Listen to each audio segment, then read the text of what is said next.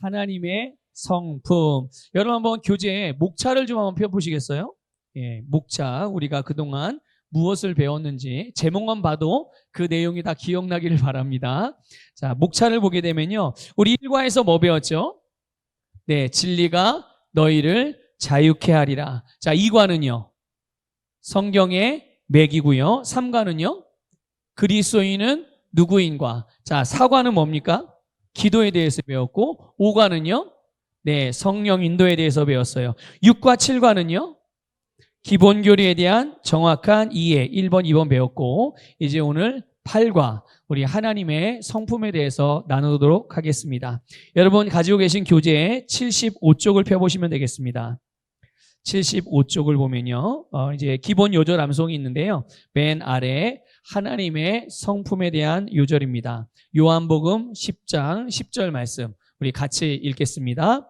도둑이 오는 것은 도둑질하고 죽이고 멸망시키려는 것뿐이요. 내가 온 것은 양으로 생명을 얻게 하고 더 풍성히 얻게 하려는 것이라. 아멘. 자, 페이지를 넘겨서요. 76쪽 서론이 있는데 우리 서론을 같이 한 목소리로 마음을 모아서 같이 읽도록 하겠습니다.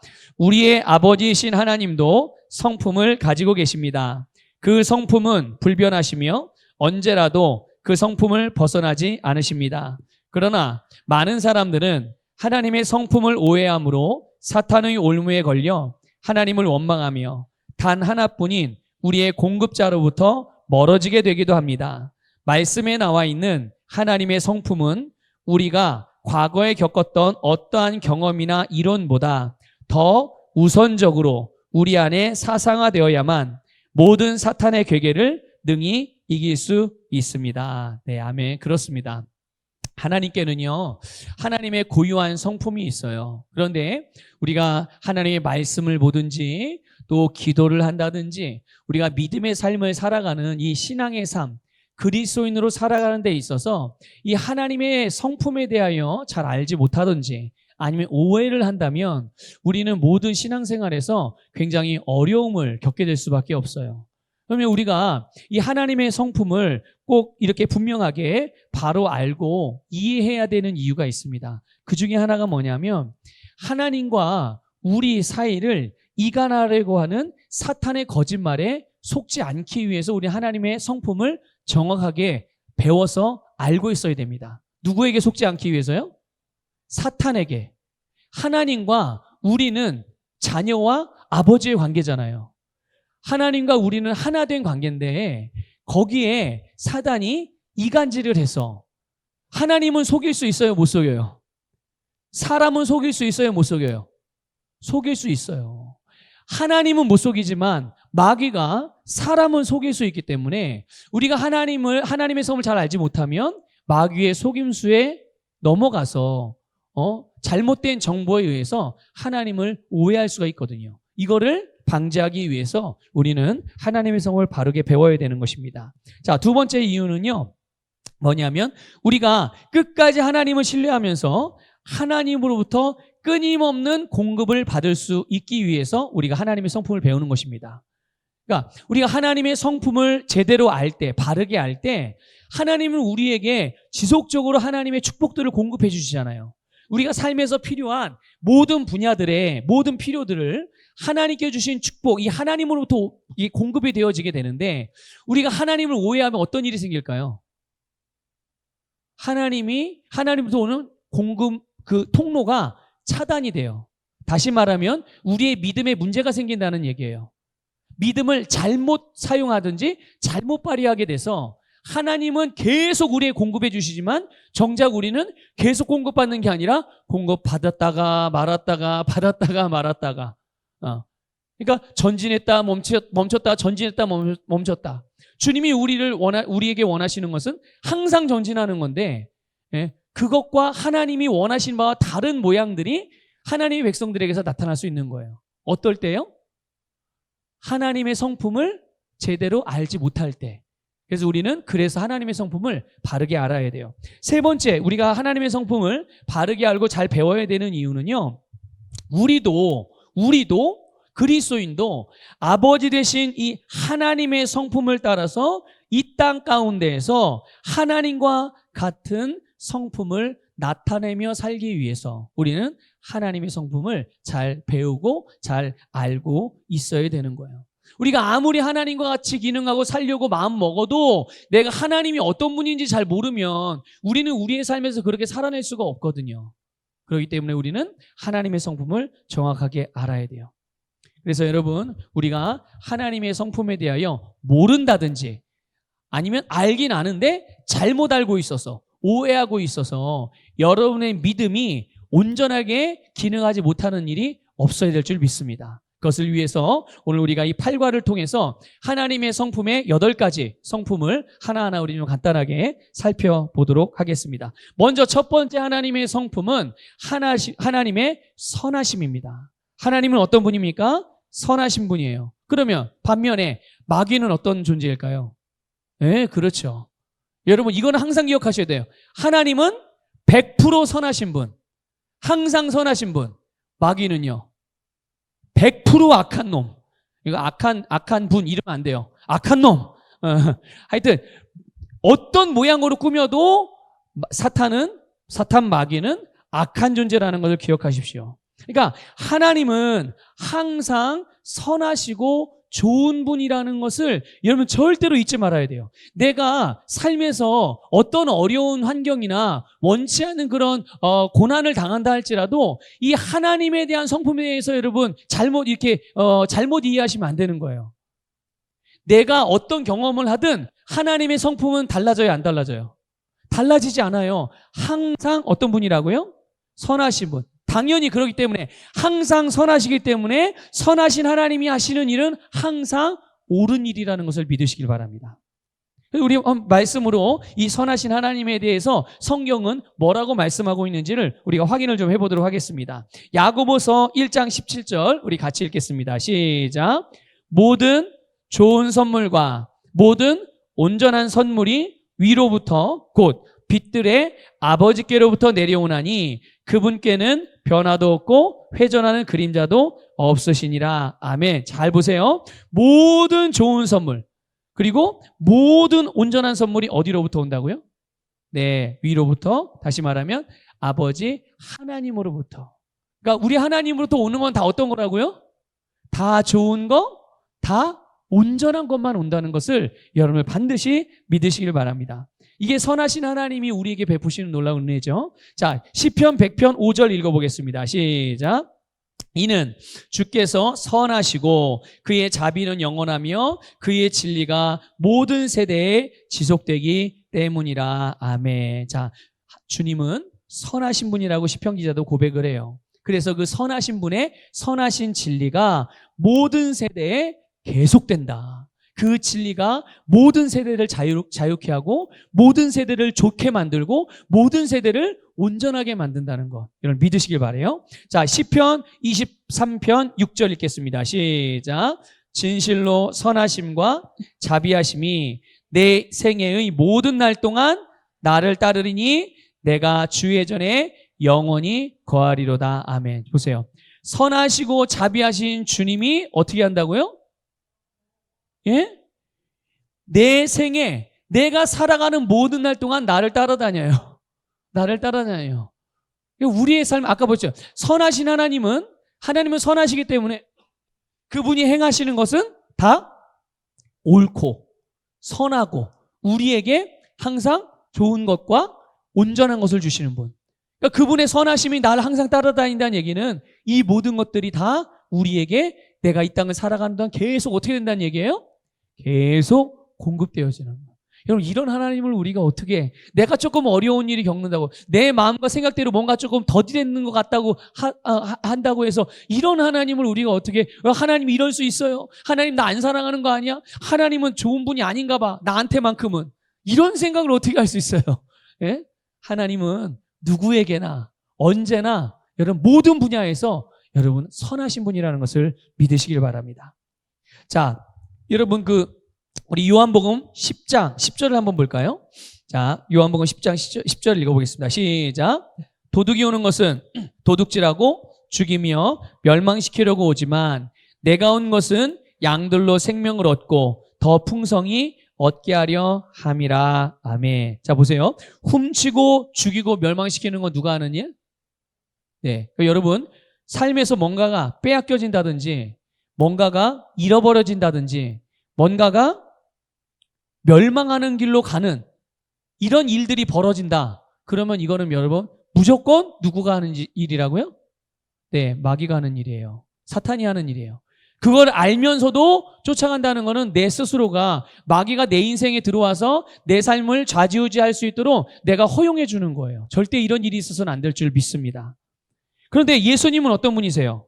예수님은 우리에게 하나님과 같은 종류의 생명을 얻게 하는 영생을 주시고, 그래서 단순히 그 영생을 가지고 생존하며 그냥 사는 정도가 아니라 우리를 풍성하게, 이 풍성하다는 말은요, 그냥 넘치는 이런 표현도 있지만 뭐냐면 내가 가진 것에 대한 최대치 용량을 다 사용할 수 있게 해준다는 거예요. 믿습니까? 여러분 생각해 보세요. 그 공구를 보면, 여러분 공구, 전동드릴 같은 거 이렇게 배터리 껴가지고 사용하는 걸 보면요, 배터리를 이제 가득 채워가지고 이제 껴가지고 이렇게 사용하잖아요. 그러면 이 돌아가는 모터 소리가 엥 하고 아주 정말 잘 돌아가요. 그러면 원래 그 제품을 만들 때 이 제품이 몇 와트, 몇 볼트의 힘을 낼 수 있게 그렇게 설계된 대로 그 힘을 다 발휘하거든요. 그런데 한 10분, 15분 정도 사용해서 이제 배터리가 한 절반 정도 달잖아요? 그러면 원래 이 공구를 설계하고 계획하고 만들 때 사용되어질 수 있는 볼트 수, 와트 수만큼 힘이 제대로 안 나와요. 왜 그럴까요? 원래 기능은 그렇게 할 수 있는 능력을 가지고 있지만 그거를 돌릴 수 있을 만한 힘이 없는 거예요. 힘이 모자란 거죠. 그런데 그럼 어떻게 해요? 다시 배터리를 빼서 충전을 시켜서 다시 만땅을 딱 채우면, 가득 채워서 풀 충전시켜서 다시 꽂으면 제 기능을 발휘하는, 바로 여러분 하나님께서 예수님을 이 땅에 보내셔서 예수님이 우리에게 오신 이유와 목적 중에 하나가 바로 이거예요. 하나님이 우리에게 살게 하신 그 놀라운 원래 계획, 나를 구원하셔서 하나님의 생명인 영생을 가지고 살 수 있는 나의 최대치의 용량을 다 살 수 있도록 그렇게 하기 위해서 예수님이 오셨어요. 이게 얼마나 하나님이 좋으신 분이세요. 그래서 여러분, 우리가 이렇게 분명한 믿음의 길 가운데 있지 못하게 되면 마귀가 그 틈을 노려서 우리로 하여금 하나님의 성품을 신뢰하지 못하게 만들어요. 그럼 어떻게 됩니까? 우리의 삶에서 물질이며 시간이며 건강이며 생명을 빼앗는 일을 이 악한 마귀놈이 하는 짓이에요. 그러나 여러분, 우리가 이런 일들을 당한다 하더라도 하나님께서는 어떻게 하십니까? 그럼에도 불구하고 우리가 주님을 바라보고 다시금 주님을 신뢰하고 주님께 돌아오고 돌이키면 하나님은 오히려 또 그런 여러 가지 잃어버렸던 것, 빼앗겼던 것들, 뒤로 주춤했던 것들, 침체되었던 것들, 낙오되었던 것들, 그 자리에서 다시 일어서서 다시 도약할 수 있도록. 그래서 여러분, 하나님은 합력하여 선을 이루시는 분이세요. 여러분, 하나님이 왜 선을 이루시는 줄 아십니까? 우리에게? 그분이 선한 분이기 때문에 선을 이루는 거예요. 그분이 선한 분이기 때문에 당신의 선하신 그 성품을 따라서 우리에게 당신의 선을 만들어 내시는데, 우리가 잘못 선택하고 우리가 잘못했다고 하더라도 우리가 돌이키기만 하면 그거를 또 사용하셔서 우리를 선한 길로 인도하신다는 것을 믿으시길 바랍니다. 그러니 우리는 이런 상황이든 저런 상황이든 이런 일이든 저런 일이든 흔들리지 않는 믿음으로 주님만 바라보고 나가면 됩니다. 하나님은 어떤 분이라고요? 네, 선하신 분. 절대로 여기에 대한 믿음이 흔들리지 마시기 바라요. 자, 두 번째 하나님의 성품 뭡니까? 하나님은 전능하신 분이시다. 여러분, 창세기 17장 1절 읽어보겠습니다. 시작. 아브라함이 99세였을 때 주께서 아브라함에게 나타나셔서 그에게 말씀하시기를, 나는 전능한 하나님이라, 내 앞에서 행하라, 그리고 너는 완전하라. 아멘. 이게 어떤 내용입니까? 이제 다 아시죠? 아이를 낳을 수 없는, 자녀를 생산할 수 없는 아브라함과 사라에게 하나님께서 오셔서 하나님이 이렇게 말씀을 해요. 나는 전능한 하나님이야. 이렇게 말씀을 하시는 거예요. 이게 무슨 일을 한 거냐면 하나님이 아브라함과 사라의 믿음을 일으켜 주신 거예요.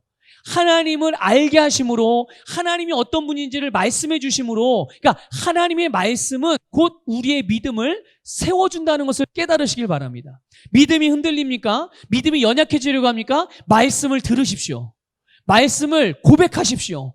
그 말씀은 반드시 우리의 믿음을 세워줍니다. 그런데 하나님이 주신 말씀이 뭐예요? 아브라함에게 하나님은 전능한 분이라고 말씀하세요. 이걸 히브리어로 엘샤다이라고 말해요. 엘샤다이. 이거는 뭐냐면요, 하나님은 우리에게 내가 원하는 것은 무엇이든지 다 줄 수 있으신 분. 근데 만일 이 세상에 내가 원하는 게 존재하지 않아, 그럼 어떻게 하실까요? 하나님, 야, 이 세상에 내가 창조한 적이 없으니까 너는 그거는 구하지 마라, 내가 줄 수 없다, 이럴까요? 아니요. 이 하나님의 전능하신 분이요, 무에서 유를 창조하시는 그 전능한 능력이 포함되어 있는 표현이에요. 이 엘샤다이라는 말이 그런 말입니다. 그러니까 우리가 근데 어떻게 이 세상에 존재하지 않는 걸 어떻게 우리가 구할 수 있겠어요? 그러니까 예를 들어서 말씀을 드려요. 그만큼 하나님은 전능하신 분이고 그만큼 선하신 분이기 때문에 내가 진짜 원하는 거, 뭐 죄를 짓는다든지 정욕으로 그런 게 아니고서는 정말 내 안에 원하는 바가 있으면 하나님은 그것을 만들어서라도 창조해서라도 우리에게 주시는 분. 그래서 우리에게 영생을 주시기 위해서 모든 것을 하실 수 있는 분이 바로 전능하신 저와 여러분의 하나님이요, 오늘 모든 그리스도인들의 하나님인 것을 믿으시길 바랍니다. 이렇게 교재 77쪽 볼게요. 거기 보면 고린도후서 6장 18절 말씀이 있습니다. 우리 같이 읽겠습니다. 시작. 또 나는 너희에게 아버지가 되고 너희는 내 아들들과 딸들이 되리라. 전능하신 주가 말하노라고 하셨느니라. 아멘. 자, 보세요. 또 나는 너희에게 아버지가 되고 너희는 내 아들들과 내 딸들이 되리라. 여러분, 누굴 보고 아들이 되고 누굴 보고 딸로 삼는다는 얘기예요. 여러분, 죄인을 하나님의 자녀가 되게 만드시는 거예요.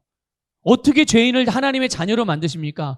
원래 있던 것들을 호종만 파가지고 바꾸는 정도입니까? 아니요. 하나님은 죄인인 우리를 십자가에서 죽게 하시고 예수님과 더불어 함께 죽게 하시고 우리를 다시 낳으신 거예요. 여러분의 전능하신 하나님이세요, 이게.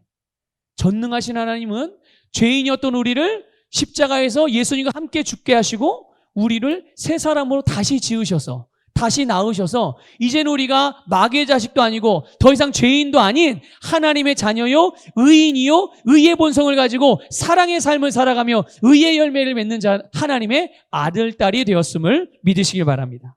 또 전능하신 하나님은 어떤 분이냐 보니까 계시록 1장 8절 볼게요. 읽습니다. 시작. 나는 알파와 오메가요 시작과 끝이라.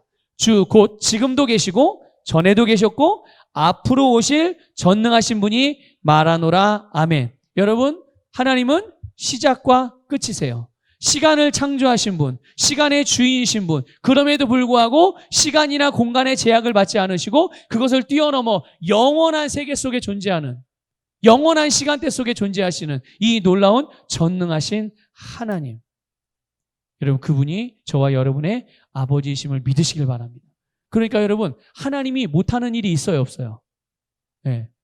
만일 하나님이 못하는 일이 있지 않을까라고 생각이 되는 부분이 있다면 그것은 하나님이 못하시는 게 아니라 내 믿음이 그 정도인 거예요.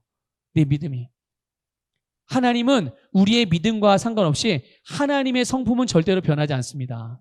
다만 내가 그분의 성품을 얼마나 믿느냐에 따라서 우리는 그분의 성품을 통해서 그분의 성품을 따라서 완전하게, 온전하게 그 능력을 다 힘입고 살아갈 수도 있고 그 반대일 수도 있는 거예요. 여러분, 하나님은 전능하신 분이므로 여러분의 모든 삶에서 전능하신 하나님의 능력으로 여러분의 삶도 전능한 삶으로 나타나게 만들어 가시기를 부탁을 드립니다. 자, 하나님의 세 번째 성품, 어떤 성품입니까?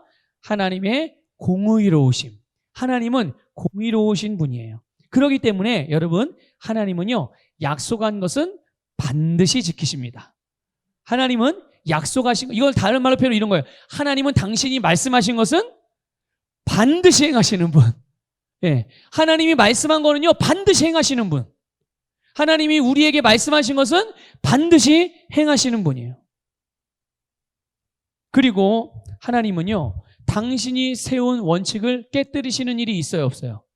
네, 당신이 세우시는 원칙이 상황이 이렇다고, 뭐 환경이 저렇다고, 뭐 이 사람이 얘기했다고, 저 사람이 얘기했다고 그렇게 원칙을 깨뜨리시는 분이 아니세요. 이게 바로 공의로우심. 그런데 이 성경에 보면 하나님의 공의로우심이 나타나는 것들을 가만히 보게 되면요, 주로 어떨 때 많이 이 공의로우심이 나타나냐 하면 바로 상벌과 관련됐을 때 이 공의로우신 성품이 잘 드러나요. 뭐와 관련됐을 때요? 상을 준다든지 벌을 받게 되는 일이 생긴다든지. 예? 그러니까 이게 뭐냐면 이런 거죠. 그러니까 우리가 이제 앞으로 이제 육신의 생명이 끝나면 하나님 나라에 갈 거잖아요. 그때 이제 무슨 일이 일어날까? 올라가면 그때 이제 계산하는 일이 생기는 거예요. 계산. 뭘 계산하실까요? 하나님이 나에게 주신 재정, 하나님이 이 땅을 살면서 나에게 주신 시간, 하나님이 이 땅에 나에게 주신 재능, 하나님이 이 땅에 내가 살아가는 동안 하나님이 나에게 주신 모든 것들, 이 세상의 모든 것들, 그거를 가지고 어떻게 살았는지, 그걸 하나님이 이제 계산을 하신단 말이에요. 계산하셔요. 여러분 그거 꼭 기억하셔야 됩니다. 우리가 그냥 대충 살다가 하늘나라 가면 무조건 다 천국 가서 다 그냥 뭐 이렇게 다 상급받는 게 아니에요. 하나님은 반드시 계산하십니다. 하나님이 주신 것을 가지고 어떻게 살았는지, 무엇을 위해 살았는지, 여기에 따라서 그들이 받는 상급이 다 달라요. 그래서 달의 영광이 다르고 해의 영광이 다르고 별의 영광이 달라요. 그리고 별과 별의 영광도 다 다르다고 말씀하신 거예요. 아시겠습니까? 이게 바로 하나님의 공의로운 성품이 잘 드러나는 부분들인 거예요. 자, 그런데 한번 볼게요. 느헤미야 9장 33절 읽어보겠습니다. 시작. 그러나 주께서는 우리에게 미친 모든 일에 공의로우시니 이는 주께서는 옳게 행하셨으나 우리는 악하게 행하였으며. 아멘. 아멘. 자, 보세요. 주님께서는 공의로우신 분이세요. 그러니까 이거는 하나님은 우리에게 언제나 선하신 분이기 때문에 항상 선한 일만 하세요. 그런데 죄의 본성을 가진 사람들은 어떻다고요? 어떻다고요? 그건 이스라엘 백성들을 포함하는 거예요. 이스라엘 백성들. 그들도 어떻게 했다고요? 네, 악하게 행했다. 그럼 악하게 행한 그들을 하나님이 아이고 내 자식들이니까 봐줄게. 이거면 공의로운 거예요? 아닌 거예요? 이건 공의로운 게 아니에요. 그래서 거기에 대한 대가가 있는 거예요. 거기에 대한 대가가. 예. 죄를 지은 사람들의 대가는 뭐 어떻게 되는 걸까요? 거기에 따르는 벌이 있는 거예요. 자, 그 다음에 욥기 34장 12절 읽겠습니다. 시작. 정녕 진실로 하나님께서는 악을 행치 아니하시며 전능하신 분은 심판을 왜곡하지 아니하시리라. 아멘. 자, 보세요. 심판을 어떻게 한다고요? 그러니까 재판하는 기준을 말하는 거예요. 하나님은 재판하는 기준과 원칙을 바꿔요, 안 바꿔요? 달라져요, 안 달라져요? 안 달라지죠. 그래서 심판을 절대로 왜곡하는 일이 있어요, 없어요? 판단을 왜곡되게 하는 일이 있어요, 없어요? 하나님은 공의로우신 분이기 때문에 원칙을 항상 지키시고, 그 원칙이 뭐예요? 하나님의 말씀이에요. 하나님이 당신이 하신 말씀이 당신이 세운 원칙이고 하나님이 그 원칙을 변경하는 일이 절대로 없다. 그렇기 때문에 하나님의 판단도 하나님의 행하심도 절대로 잘못될 일이 있어요, 없어요? 없지요. 그래서 모든 상황, 모든 대상에 따라서 절대로 하나님의 이 법을, 말씀을 다르게 적용하지 않습니다. 예, 이것을 꼭 기억하시길 바라요. 자, 이사야 30장 18절 읽겠습니다. 시작. 주는 공의의 하나님이시니 그를 기다리는 자들은 모두가 복이 있도다. 아멘. 자, 하나님은 공의의 하나님이세요. 이제 이스라엘 백성들은 이 공의의 하나님에 대해서 생각할 때는 약간 두려움이 있어요. 왜 두려움이 있을까요? 가만 생각해 보니까 자기가 잘한 것만 있는 게 아니거든. 율법을 어긴 일들도 많이 있거든요. 어떻게 해도 율법을 다 지킬 수 있어요, 없어요? 없어요. 근데 그럼에도 불구하고 어떤 사람들이 있는 거예요? 하나님을 기다리는 사람들이 있는 거예요. 여러분, 과연 어떤 사람들이 하나님을 기다릴까요? 하나님을 기다리는 사람들이 어떤 사람들이 이 공의의 성품과 관련해서 하나님을 기다릴 수 있는, 벌 받을 사람이 기다리겠어요? 상 받을 사람이 기다리겠어요? 뭐 어차피 벌 받을 거 매도 먼저 받는 게 낫다. 하나님 빨리 오셔요. 저 빨리 벌 주세요. 그런 의미예요? 아니에요. 그런 의미가 아니라 하나님을 기다리는 사람들은 뭔가 이유가 있는 거예요. 아주 좋은 이유가 있는 거죠. 예? 그러면 상 받을 기대를 하고 상 받을 소망을 갖고 있는 사람들은요, 그들의 삶이 어땠다는 얘기예요. 네, 하나님의 말씀을 따라서 신실하게 살아왔던 사람들이 하나님을 기다리는 거예요. 왜? 이 땅에서는 내가 아무리 신실하게 살아도 거기에 대한 보상을 받을 길이 요원한 거야. 그런데 하나님은 아시잖아요. 그렇죠? 하나님은 내 마음을 아시고 내 삶을 아시고 내가 얼마나 하나님을 사랑하고 내가 얼마나 하나님께 헌신하며 주님을 위해 살았는지 하나님만큼은 알아주시거든요. 그분 오시면 그분이 내가 행한 것을 따라서. 그러니까 여러분 히스기야도 보세요. 히스기야 하나님께서 이사야 선지자를 통해서 이제 네 생명을 내가 거둘 것이다 이렇게 말씀하실 때 뭐라고 말합니까? 살려달라고 말하잖아요. 근데 살려달라고 했을 때 구구절절하게 하나님 앞에 자기가 행한 하나님을 위한 선한 일들, 하나님께서 자기에게 맡겨주신 하나님의 백성들을 다스렸을 때 어떻게 다스렸는지, 얼마만큼 하나님의 말씀을 따라 아름답게 다스렸는지를 하나님께 그대로 말하는 거예요. 그건 자랑하기 위해서 말하는 게 아니에요. 하나님, 저 하나님께서 주신 사명을 이렇게 말씀을 따라 잘 다스렸습니다. 주님, 내 생명 연장해 주셨으면 좋겠어요. 그게 원하는 바였어요. 아니, 그랬더니 세상에 하나님께서 이사야 선지자가 그 말을 하고 집에 가는 중이에요. 가다 중간에 하나님이 히스기야가 나를 향하여 마음을 돌이키고 벽을 향해 기도하면서 정말 자기가 원하는 바, 내가 진짜 그에게 원했던 그 일을 이 히스기야가 했다. 내 성품을 따라 반응을 했다. 그런 의미예요. 돌아가서 그의 생명의 연장됨을 다시 알려줘라. 그래서 15년 더 살았잖아요. 예. 얼마나 놀라운 일입니까? 여러분, 공의의 하나님이라고 해서 두려워할 일이 아니에요. 두려워할 일이 아닌 거예요. 자, 보세요. 그러면 구약 성경에 사실 하나님의 공의로운 성품은요, 실제로 구약 성경에 많이 나와 있거든요. 대표적으로 여러분 신명기 28장에 그게 많이 나와요. 신명기 28장에는 복과 저주에 대한 내용이에요. 근데 복이 어떤 사람들에게 복이 내려요? 복을 받아요. 어떤 사람이 복을 받아요? 하나님의 말씀을 순종하는 사람. 반면에 하나님의 말씀을 거역하는 사람들은요, 어떻게 돼요? 하나님의 말씀을 거역하는 사람들은 다 저주 가운데로 들어가게 되네요. 그런데 이게 우리가 이런 말씀들을 이해하게 될 때 어떻게 해야 되느냐면 이렇게 이해해야 돼요. 하나님의 말씀을 순종해서 하나님의 말씀 우리 성경에 할 때 배웠잖아요. 하나님의 말씀을 따라 행하게 되면 우리가 어디로 들어가는 거예요? 그 말씀의 원리가 역사하는 그 안으로 들어가는 거예요. 내 위치가 달라진다고요. 내 위치가. 하나님의 말씀의 원리가 역사하는 그 위치로 내가 들어가게 돼요.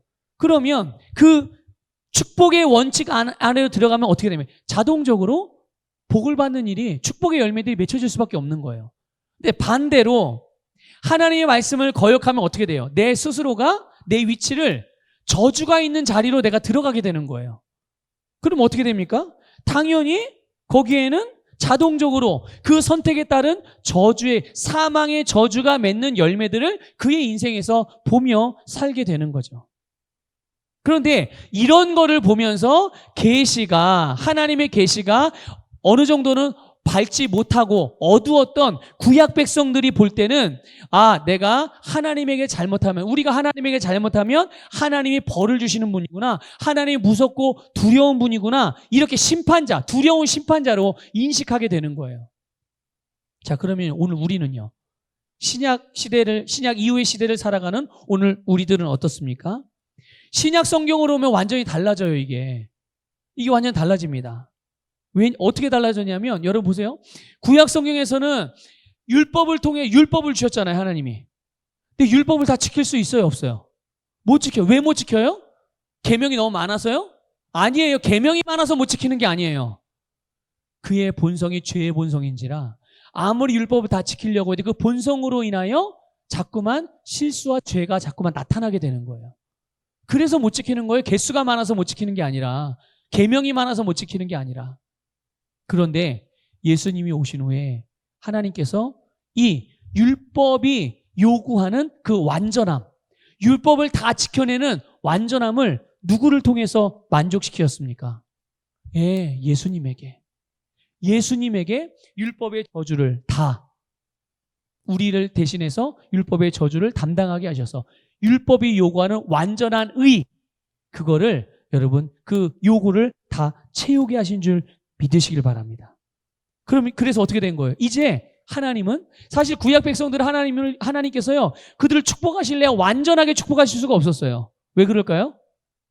죄의 본성이 있기 때문에, 죄의 본성, 애초부터 존재 자체가 죄의 본성을 가진 죄인이기 때문에 하나님께서 그들을 축복하는데 한계가 있었던 거예요. 하나님에게가 아니라 복을 받아야 하는 그들에게 문제가 있기 때문에 제한이 되었던 거죠. 그런데 모든 율법의 요구를 다 이루고 죄의 본성을 제거하시고 우리를 의롭게 하셨어요. 이제 하나님의 입장에서 한번 생각해 보세요. 하나님 입장에서 이야, 드디어 내 자식들이 내가 주는 복을 다 받을 수 있게 됐구나. 이렇게 되는 거예요. 그러니까 하나님은 하나님 편에서 하나님 마음껏 우리에게 축복하실 수 있는 이런 놀라운 은혜가 주어진 줄 믿습니다. 그래서 구약 백성들에게는 공의의 하나님이 주로 계시가 되었다면 오늘 신약 시대 이후에 우리에게는 사랑의 하나님이 더 분명하게 계시가 되는 거예요. 이해가 되십니까? 이해가 되시죠? 그러니까 여러분 구약 성경을 읽다가도 뭐 하나님이 치셨다는 표현이 나온다든지 뭐 하나님이 벌을 주셨다는 표현이 나오면 우리는 이걸 어떻게 해석해야 되는 거예요? 나를 구약 시대로 나를 끌고 가가지고 구약적인 마인드를 가지고 구약적인 시각을 가지고서 성경을 그렇게 해석하시면 안 되는 거예요. 그렇게 적용하시면 안 된다고요. 우린 이미 어떤 사람이에요? 예. 신약이요 예수님이 모든 율법의 그런 요구를 완성하신 이후에 우린 의인으로서 살아가는 자들이에요. 그렇기 때문에 우리는 이미 계시가 구약 백성들보다 우리가 가진 계시가 더 밝아요, 어두워요? 더 밝으니까 밝은 계시를 통해서 우리가 구약의 말씀을 봐야 되는 거예요. 그렇게 이해해야 되는 거고. 아시겠죠? 이해가 되십니까? 네, 그렇게 여러분 성경을 바르게 잘 볼 수 있기를 주님의 이름으로 축복합니다. 자, 네 번째, 하나님의 네 번째 성품은 어떤 성품입니까? 네, 하나님은 신실하심. 이거는 사실 세 번째 성품, 공의로운 성품과 같이 좀 연결되어질 수 있는 부분이에요. 이게 뭐냐 하면요, 아까 하나님의 공의로우신 성품은 어떤 상벌과 관련됐을 때 많이 나타난다고 그랬잖아요. 그렇죠? 그런데 이 하나님의 신실한 성품은 하나님의 축복, 하나님의 약속과 관련될 때 이 신실함의 성품이 잘 드러나요. 이해가 되세요? 이해가 되십니까? 그래서 하나님은 아까도 하나님이 공의로우신 분이라는 말씀을 드릴 때 여러분들에게 언급했듯이 하나님은 당신이 하신 말씀과 약속을 어떻게 하시는 분이세요? 지키시는데 그냥 지키는 게 아니에요. 반드시 지키시는 분이세요. 반드시 지키십니다. 그리고 반드시 당신이 말씀하신 대로 행하세요. 그렇게 이게 뭐냐면 바로 그분이 신실하시다는 뜻이에요. 신실하시다. 그래서 우리는 이 하나님의 신실함을 알게 될 때 우리는 기도응답에 대한 확신을 분명하게 가질 수 있습니다. 보세요. 하나님은 하나님이 약속과 하나님의 말씀을 반드시 지키시는 분이잖아요. 그 하나님의 신실하신 분이거든요. 이런 하나님의 신실하심을 내가 신뢰하고 확실히 안다면 내가 기도할 때 기도하고 나서 그것이 될지 안 될지 여러분 두 마음을 품어요, 안 품어요? 두 마음을 안 품죠? 될지 안 될지 고민 안 한단 말이에요. 왜? 하나님 말씀하셨잖아요. 너희가 기도하면 내가 응답하리라. 약속하셨잖아요. 그래서 예수님께서도 말씀하신 것처럼 너희가 믿음으로 구했으면 받은 줄로 믿으라. 받은 줄로 여기라. 예수님이 그냥 말씀하신 게 아니에요. 이게 다 연결되어져 있는 거예요. 이렇게 하나님의 성품과 하나님의 말씀과 이 영적인 원리가 다 이렇게 연결되어져 있는 거예요. 그러니 이런 신실하신 하나님의 성품을 안다면 내가 기도했을 이게 내가 원하는 때에 응답이 되느냐 안 되느냐, 왜 기도했는데 내게 이게 응답받았다는 느낌이나 이런 뭔가 이렇게 마음에 뭔가 개운함이 없고 왜 느낌이 이렇게 그냥 왜 이럴까, 왜 감정이 막 계속 요동칠까, 왜 주변의 상황들이 안 변하지, 이런 잡생각을 하지 않아요. 이런 걸 잡생각이라고 그러는 거예요. 잡생각. 하나님의 신실하심, 그 하나님의 신실하심을 확신하면 여러분 우리는 다른 생각을 하지 않아요. 하나님은 말씀대로 행하시는 분이니까. 그래서 우리는 그분의 말씀이 반드시 이루어질 것에 대해서 믿음을 발휘할 수 있게 되는 것입니다. 여러분 신명기 7장 9절 말씀 같이 읽겠습니다. 시작. 그러므로 주 너의 하나님을 알라. 그분은 하나님이시니 그를 사랑하고 그의 계명들을 지키는 자들에게 언약과 자비를 1000대까지 지키시는 신실하신 하나님이시며. 아니 도대체 하나님이 얼마나 신실하시길래 우리의 세대 1000세대까지 하나님이 축복하신다잖아요. 예? 그러니까 여러분 자손들에 대해서 염려할 거 없어요. 다만 우리가 해야 될 일은 우리의 자녀들, 우리의 자손들에게 내가 가진 바른 믿음의 유산을 남겨주는. 여러분 돈 물려주려고 여러분 너무 혈안되지 마시고 제일 중요하게 남겨줘야 될 것은요, 믿음의 유산이에요. 믿음의 유산 제껴놓고 돈은 물려주려고 그러지 마세요. 그러면 차라리 돈도 안 물려주는 게 나아. 믿음 안 물려줄 거면 돈도 안 물려주는 게 납니다. 왜요? 그거 축복이라고 생각하십니까? 아니에요. 믿음이 없으면 그 돈 가지고 뭐 하고 살겠어요? 다 자기를 위하고 세상을 위해 살게 돼 있어요.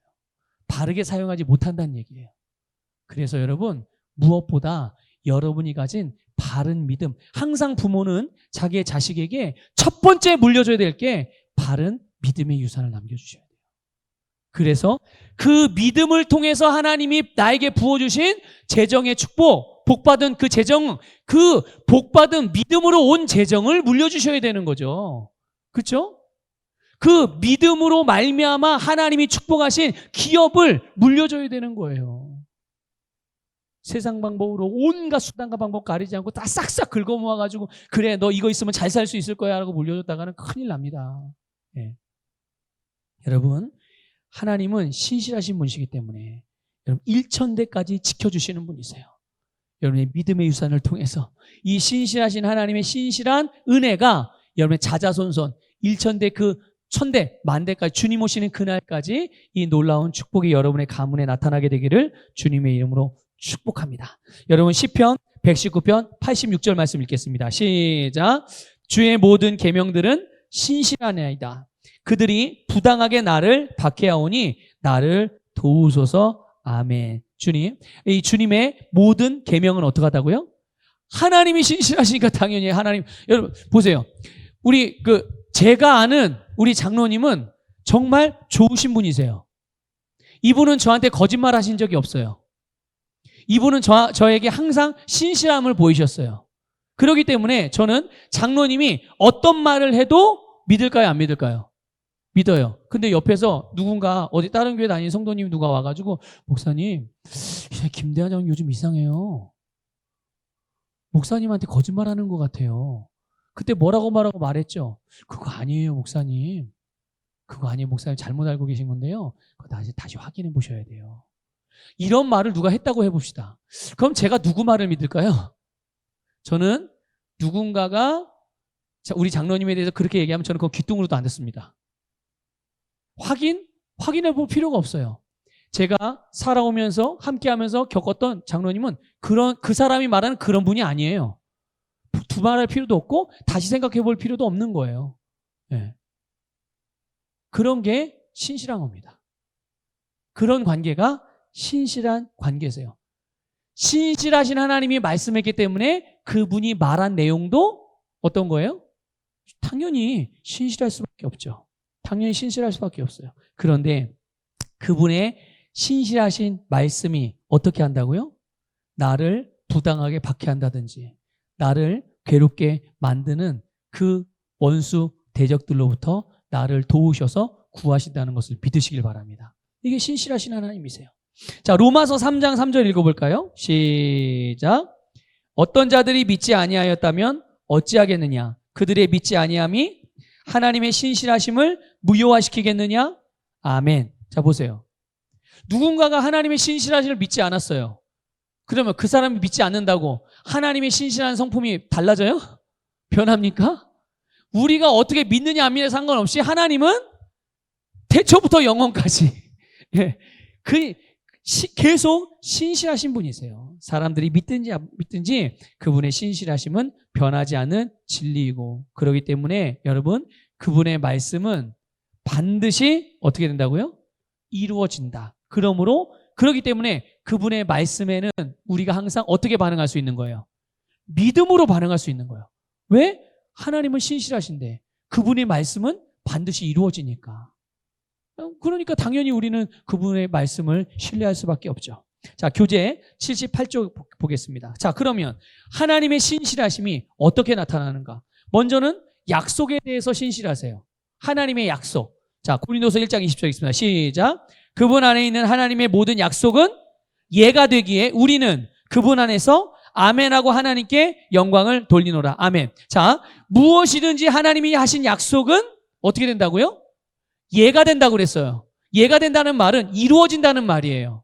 그대로 행하신다는 말이에요. 그렇기 때문에 그리스도 안에서 우리가 오늘 저와 여러분이 그분의 말씀 앞에 아멘으로 붙들기만 하면 어떻게 되는 거예요? 네, 그대로 이루어지는데 다른 사람에게 이루어지는 게 아니라 아멘하고 붙든 나에게 이루어지는 거예요. 아시겠죠? 그러니까 여러분, 하나님의 약속은 언제나 누구에게나 다 되는 거예요. 목사님에겐 되고 나에겐 안 돼? 아니에요. 그분의 말씀은 항상 어떻게 된다고요?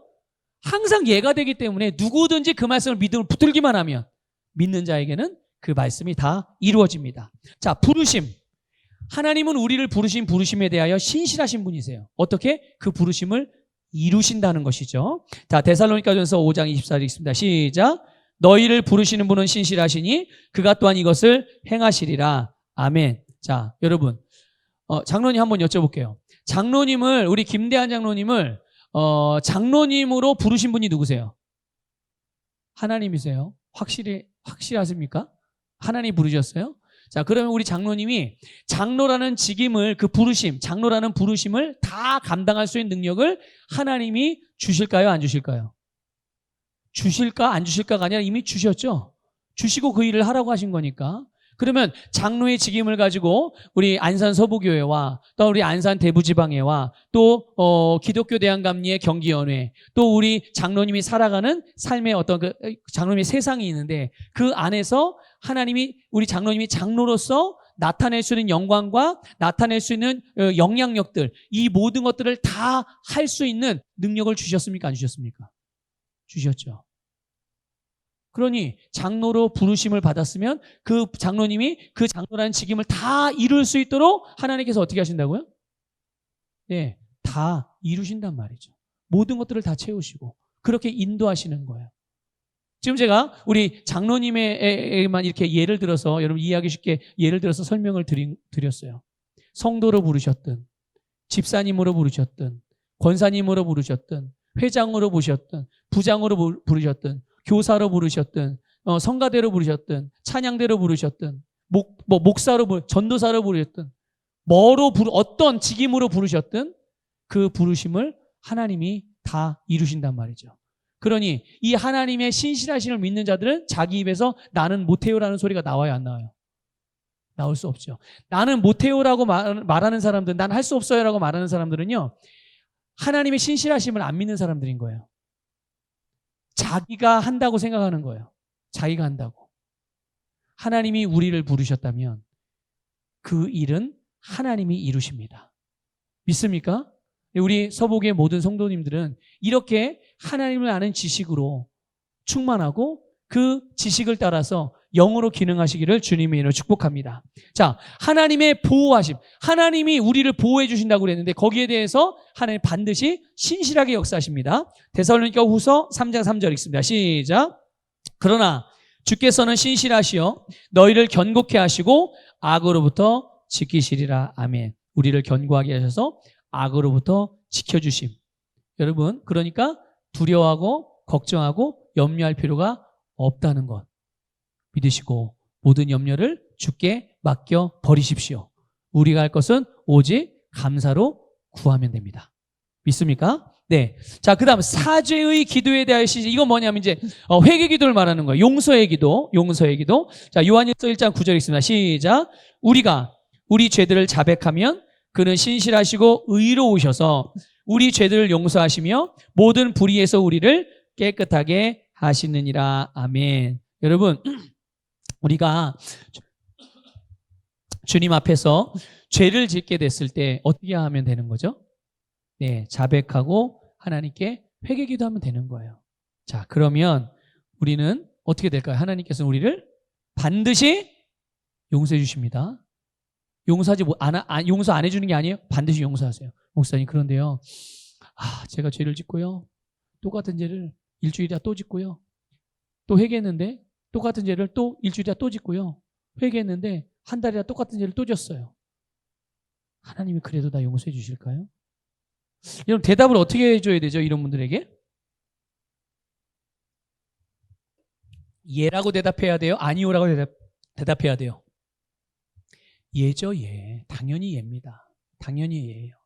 여러분, 우리가 같은 죄를 반복해서 씻고 용서를 구한다 하더라도 여러분, 언제나 하나님은 우리를 처음처럼 여러분 용서해 주시는 분이세요.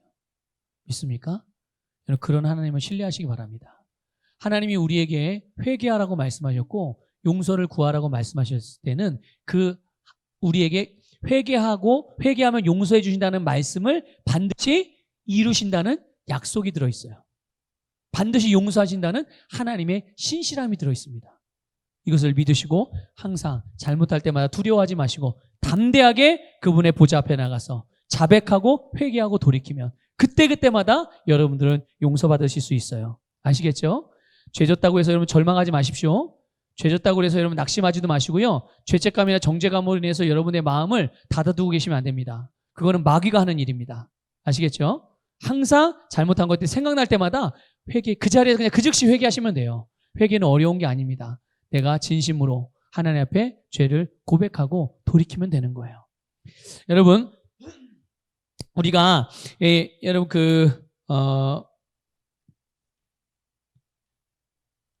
교재를 보게 되면요. 교재 78쪽에 중간에 보면 히브리서 11장 11절 말씀이 있거든요. 자, 거기 보면 아래에 화살표로 되어져 있는 부분이 있어요. 찾으셨나요? 네, 거기 같이 읽겠습니다. 시작. 하나님의 신실하심을 알 때 기도에 대한 응답에 확신이 있게 됩니다. 아멘. 그렇죠? 여러분, 하나님은 신실하시기 때문에 우리가 어떤 기도를 드려도 하나님은 응답해 주십니다. 자, 하나님의 다섯 번째 성품이 뭐죠? 하나님은 사랑이십니다. 이거는 우리가 아무리 강조해도 지나치지 않고 또 너무나도 분명 확실한 진리의 말씀이죠. 요한일서 4장 16절 읽겠습니다. 시작. 하나님께서 우리를 향해 가지신 그 사랑을 우리가 알고 또 믿었으니 하나님은 사랑이시라. 사랑 안에 거하는 사람은 하나님 안에 거하고 하나님께서 그 사람 안에 거하시느니라. 아멘. 요한일서 3장 1절 읽습니다. 시작. 보라, 아버지께서 어떠한 사랑을 우리에게 주셔서 우리로 하나님의 아들들이라 불리게 하셨는가. 그러므로 세상이 우리를 알지 못하나니 이는 세상이 그분을 알지 못했기 때문이라. 아멘. 여러분, 하나님은 사랑이십니다. 그 하나님의 사랑을 신약 성경은 아가페 사랑이라고 그랬어요. 그 아가페 사랑이 어떤 사랑이냐? 우리 이제 한마디로 무조건적인 사랑, 완전한 사랑 이렇게 표현하잖아요. 근데 그게 신약 성경이 어디에 잘 나와 있냐면 고린도전서 13장이에요. 고린도전서 13장. 예, 별명 아시죠? 고린도전서 13장?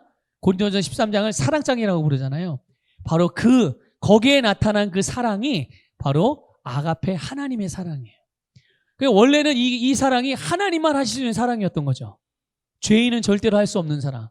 그래서 죄인들은 어떤 사랑을 합니까? 감각적이고 정신적이고 또는 세상적인 그런 사랑, 인간적인 사랑만을 할 수가 있는 거예요. 그러나 하나님께서 우리에게 하나님의 생명과 동일한 생명으로 나를 거듭나게 하시고 하나님의 아가페 사랑을 성령을 통해서 우리 안에 부어주심으로 이제 의인인 우리가 어떻게 사랑하게 된 거예요? 예? 차원 낮은 육신적이고 차원 낮은 세상적이고 차원 낮은 정신적이 아니라 이제는 정말 하나님의 사랑으로 사랑할 수 있는 그런 존재가 되게 하신 거죠. 그러니까 보세요. 그런 사랑은 어떤 사랑입니까? 끝없이 주어도 대가를 바라지 않는 사랑이에요. 또 내 유익이 아니라 그 사람 상대방의 유익을 항상 구하는 사랑인 거예요. 그래서 모든 것을 참고 기다릴 수 있는 그런 사랑인 거죠. 여러분, 하나님이 우리에게 주신 모든 것들, 심지어 율법조차도 하나님은 하나님을 위해 주신 게 아니라 누구를 위해 주신 거예요? 우리를 위해 주신 거예요. 여러분 이거를 분명히 이해할 수 있으셔야 돼요. 나를 위해서 주신 거라고요. 그러니까 보세요. 이런 하나님의 사랑의 성품을 안다면 우리는 모든 것이 나를 위해서 주신 것이구나라는 사실을 너무나도 분명하게 믿을 수가 있는 거예요. 여러분 예를 들어 볼까요? 여러분 11조를 한번 예를 들어 볼게요. 여러분 11조가 사실 일반 사람들이 생각할 때는 무슨 세금도 아니고 아니 여러분 10분의 1이 작아요? 여러분의 수입에서? 10분의 1이 작습니까? 작은 거 아니에요. 작은 거 아닙니다. 그런데 여러분 하나님이 하나님의 백성들에게 하나님의 자녀들에게 11조를 하나님께 드리래요. 여러분 하나님이 우리로 하여금 하나님의 백성들로 하여금 11조를 하나님께 드리라고 아예 하나님이 하나님 거를 구별해 놓으셨어요. 그래서 11조를 떼먹으면 뭐라고 표현해요? 성경은? 말라기에서에는 도적이라고 표현해요. 내 거로 가져오는 게 도적이에요. 남의 거를 허락 없이 내 걸로 사용하는 게 도적이에요. 내 거를 사용할 땐 도적이 될 수 없어요. 그건 도적 당연히 내 거니까. 도적은 남의 거를 가져올 때 허락 없이 가져올 때 도적이라고 그러는 거예요. 11조를 하나님께서 11조를 행하지 않는 하나님의 백성들을 향하여 도적이라고 말하는 거는 그 11조는 누구 거라는 거예요? 이스라엘 백성 니네 게 아니라는 거예요. 하나님의 거라는 거죠. 자, 그런데 왜 하나님이 이 11조를 드리라고 그랬어요? 왜? 뭐 때문에? 하나님이 돈이 없어서요? 아니면 교회의 운영을 위해서 돈이 필요해, 재정이 필요해서, 아니면 사역에 필요한 재정을 채우기 위해서 하나님께서 니들이 11조 하지 않으면 교회가 안 돌아가, 니들 11조 하지 않으면 선교가 안 돼, 니들 11조 하지 않으면 교회 운영이 안 돼. 이래서 하나님이 하나님 백성들에게, 그리스도인들에게 11조 하라고 그렇게 하신 걸까요? 아니에요. 여러분, 이 11조에는 하나님의 우리를 향한 사랑의 성품이 새겨져 있는 그런 놀라운 은혜인 줄 믿으시길 바랍니다.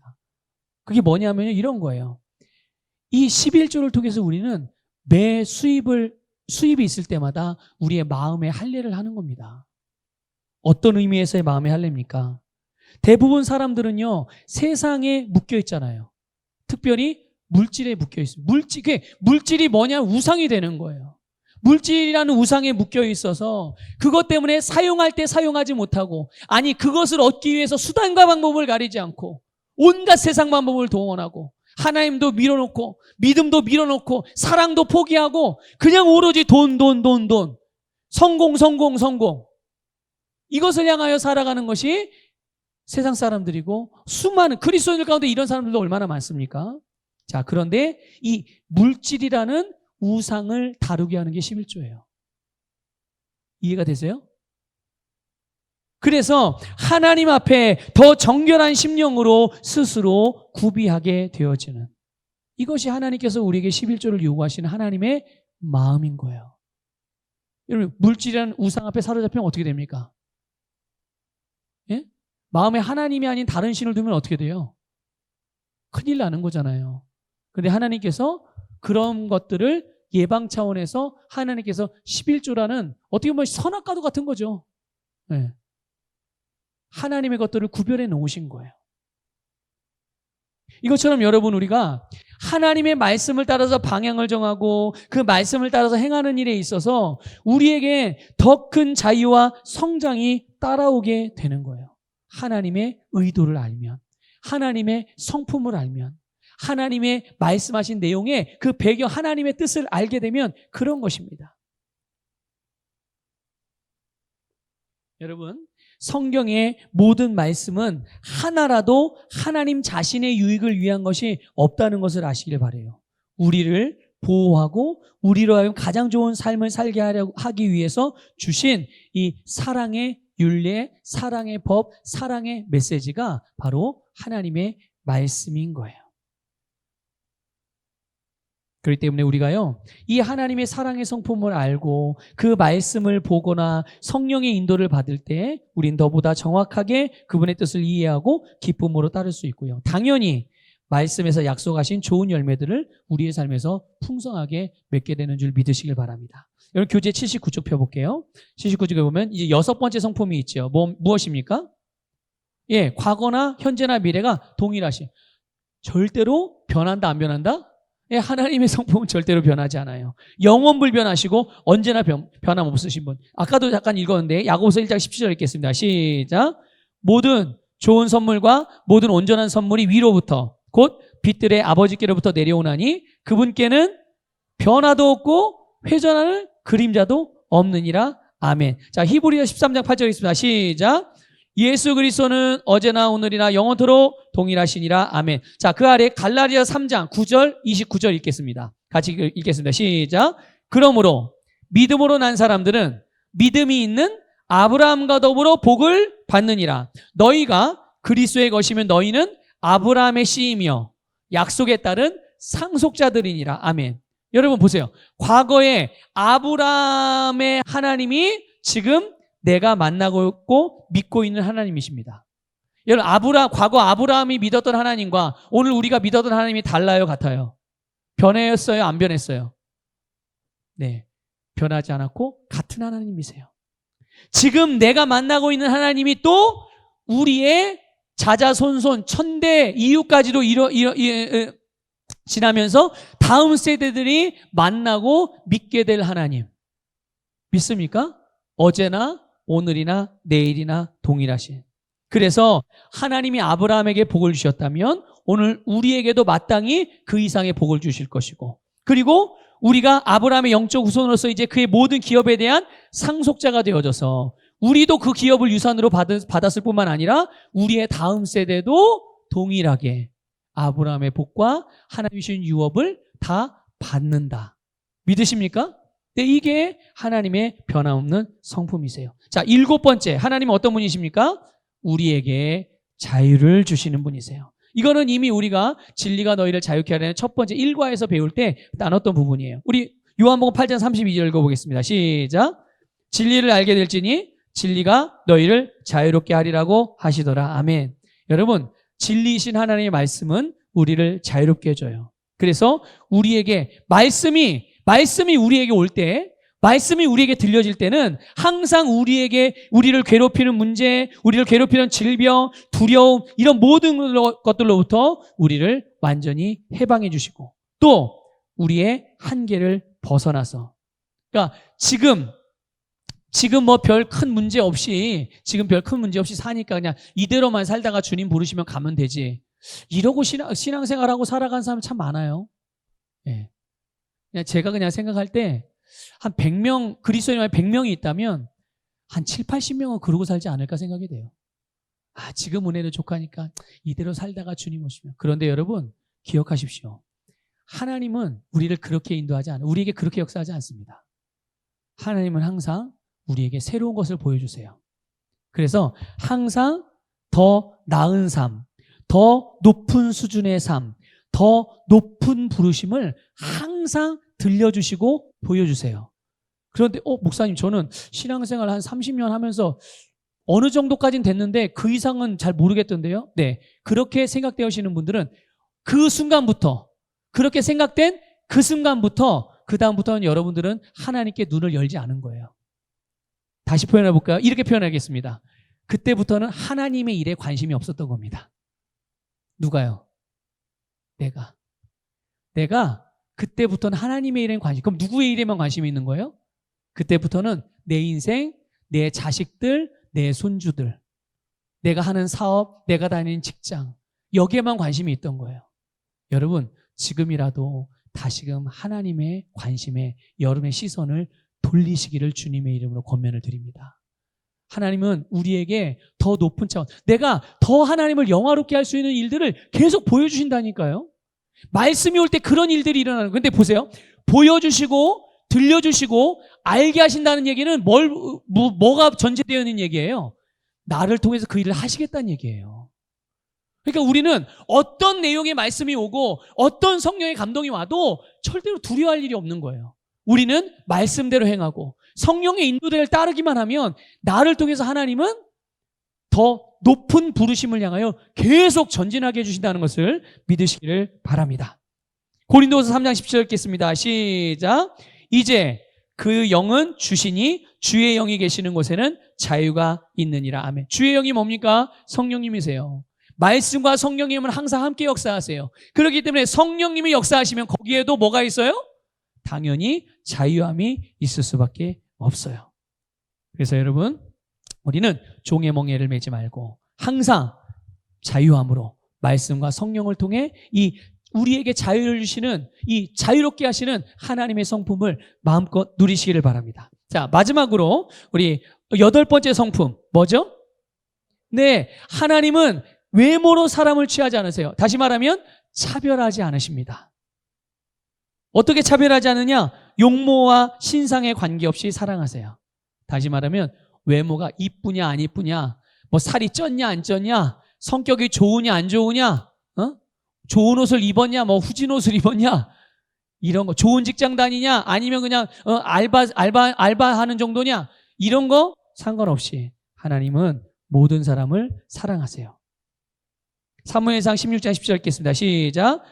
주께서 사무엘에게 말씀하시기를 그의 용모나 그의 신장을 보지 말라. 내가 그를 버렸노라. 주가 보는 것은 사람이 보는 것과 같지 아니하나니 사람은 외모를 보나 주는 마음을 보느니라 하시더라. 아멘. 마음은 바로 영을 말하는 거예요. 우리의 심령을 보시는 하나님은 철저하게 우리의 중심에 반응하시는 분이라는 것을 믿으시길 바랍니다. 근데 목사님, 어떤 사람은요, 가만 보니까 하나님의 사랑을 정말 크게 받는 것 같은데 왜 나는 별로 그렇게, 아니 또 어떤 사람은 그렇게 하나님의 사랑을 많이 못 받는 것 같아요. 이렇게 보여지는 사람들도 있단 말이죠. 그렇게 생각될 때도 있어요. 무슨 차이일까요? 그게 바로 중심의 차이입니다. 무슨 차이라고요? 그 사람들의 중심, 마음의 차이인 거예요. 그게 어떻게 다른데요? 그게 바로 그 중심에서 하나님을 얼마나 더 갈망하느냐, 하나님을 얼마나 더 그 중심이 원하느냐, 이런 사람과 그 중심에 별로 하나님을 갈망하지 않아, 그냥 교회 오면 그냥 예배 드리고 그냥 기도하면 뭐 원하는 거 기도하면 하나님 응답해 주시면 그냥 감사하고 그냥 그 정도, 그런 사람인 거죠. 그럼 하나님은 1번 A를 더 사랑하고 B를 덜 사랑하나요? 아니에요. 하나님의 사랑에는 차별이 없다니까요. 차별이 없어요. 다만 그 하나님의 사랑이 나타남이 다른 거예요. 뭐가 다르다고요? 네, 그 중심에 따라, 우리의 중심에 따라 내 삶에서 내가 경험하는 하나님의 사랑의 나타남이 다른 겁니다. 여러분, 하나님의 사랑을 더 풍성하게 누리길 원하세요? 여러분의 심령에 여러분의 세상의 것들보다 여러분 하나님을 갈망해 보세요. 그러면 여러분 제한 없이 하나님의 사랑을 여러분의 삶에서 경험할 수 있어요. 자꾸만 하나님을 향한 갈망이 아니라 세상 무엇 그 어떤 하나님이 아닌 다른 것들에 대한 갈망이 더 크기 때문에 하나님의 사랑을 경험하는 게 제한을 받는 겁니다. 자, 하나님은 차별하지 않으시는데 어떻게 어떤 데 있어서 차별하냐? 상전이나 종에 관계없이 높고 낮음과 자, 에베소 6장 9절 있습니다. 시작. 또 주인들아, 너희도 그들에게 동일하게 행하고 위협을 그치라. 이는 너희의 주인도 하늘에 계시며 그분은 사람을 외모로 판단하지 않으심을 너희가 알기 때문이라. 아멘. 여러분, 고용주나 고용인이나 하나님은 차별하지 않으십니다. 아시겠죠? 동일하게 존귀한 존재이기 때문이에요. 여러분들도 동일한 마음으로 대하시길 바랍니다. 내가 만약에 고용인이라면 고용주를 존중하십시오. 내가 고용주라면 고용인을 여러분 존중하십시오. 하나님과 같이 기능하시란 말이에요. 아시겠죠? 자, 그 다음에 유명한이나 무명한이나 관계없이 갈라디아서 2장 6절 보겠습니다. 시작. 유명하게 보인다는 그 사람들 가운데 그들이 전에 어떤 사람이었든지 내게는 아무 상관도 없고 하나님께서는 사람을 외모로 받아들이지 아니하시며 그 유명하다는 사람들은 나에게 아무것도 더해준 것이 없느니라. 아멘. 네. 하나님은 사람을 외모로 보지 않기 때문에 그 사람 유명하든 사람들이 많이 알아주는 사람이나 그렇지 않은 사람이 상관없이 차별하지 않으십니다. 또 우리가 잘 알듯이 유대인이나 헬라인이나 하나님 관계하지 않으세요. 아시겠죠? 자, 그 다음에 또 어떤 사람들입니까? 남자나 여자나 관계없이 남자는 더 사랑하고 하나님이 남자를 첫 번째 만들고 하와를 두 번째 만들었으니까 하나님이 남자를 더 사랑하고 여자를 덜 아니에요. 그렇지 않습니다. 모두가 예수 그리스도 안에서 하나이기 때문에 하나님은 여러분 차별이 없으신 분이세요. 자, 우리 그 아래 이제 같이 함께 읽도록 하겠습니다. 시작. 이와 같은 하나님의 성품은 언제 어디서나 동일하십니다. 하나님의 신실하심 때문에 우리는 성경에 약속된 그 무엇이든지 아멘하고 믿음과 화합함으로 성경에 약속된 것들을 우리의 것으로 누리고 살 수 있습니다. 하나님의 불변하심과 외모로 사람을 취하지 아니하심 때문에 야곱에게 하신 약속, 아브라함에게 하신 약속과 말씀도 나의 것으로 받아 누릴 수 있습니다. 하나님의 성품은 불변하십니다. 선하신 하나님께서는 나에게 원망받을 만한 어떠한 일도 하시지 않습니다. 내가 문제 가운데 있을 때 하나님 편에는 문제가 없음을 알고 나를 점검하고 고칩시다. 네, 여러분 하나님의 성품을 우리가 이렇게 바르게 이해하면 여러분 구약이나 신약을 막론하고 모든 하나님의 약속을 우리는 자신 있게 담대하게 붙잡을 수 있고요. 붙잡은 것마다 어떻게 될까요? 다 받습니다. 여러분이 붙잡은 것마다 다 받아요. 어떨 때요? 하나님의 성품을 제대로 이해하고 알 때. 아시겠죠? 네, 그런 일들이 여러분의 삶이 풍성하게 일어나길 축복합니다. 우리 마지막으로 이제 우리 함께 믿음의 고백하도록 하겠습니다. 84쪽 펴볼게요. 84쪽. 우리 84쪽에 8번, 가로 8번입니다. 가로 8번. 84쪽, 가로 8번에 하나님의 성품, 1번부터 5번까지 있죠? 자, 우리 같이 믿음으로 담대하게 고백합니다. 시작. 하나님은 선하신 분이며 마귀는 악한 자입니다. 나는 하나님의 선하심과 전능하심과 공의로우심을 믿습니다. 하나님은 신실하심으로 오늘도 변함없이 내가 약속의 말씀을 붙들기만 하면 하나님은 약속하신 대로 역사하십니다. 나는 하나님이 사랑이시며 또한 우리에게 늘 자유를 주시는 분이심을 믿음으로 오늘도 하나님의 말씀에 기쁨으로 순종하며 살아갑니다.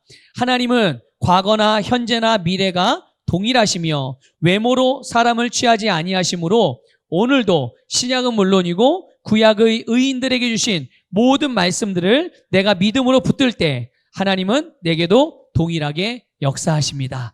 아멘.